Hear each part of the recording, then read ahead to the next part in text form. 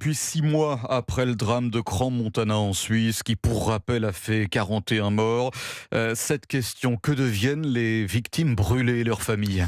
Eh bien, elles continuent leur long chemin de croix. Le père de l'une des victimes françaises a accepté de témoigner au micro de Jean-Luc Boujon pour Europe 1.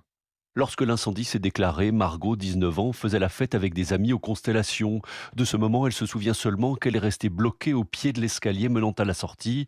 La jeune fille a été brûlée au second degré, au dos, aux mains et au visage.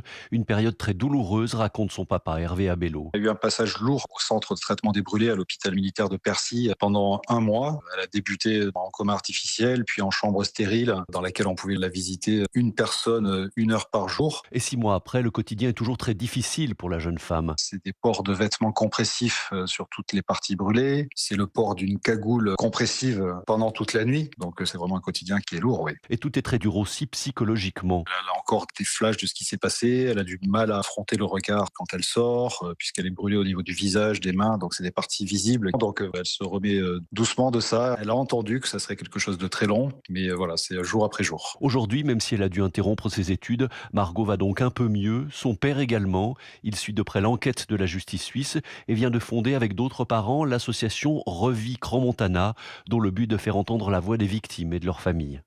Jean-Luc Boujon, correspondant Europe 1 dans le Rhône. Et pour la première fois, les époux Moretti, propriétaires du bar Le Constellation, ont été entendus ensemble vendredi par la justice suisse. Jessica Moretti s'est vue notifier un nouveau chef d'inculpation, celui de faux dans les titres.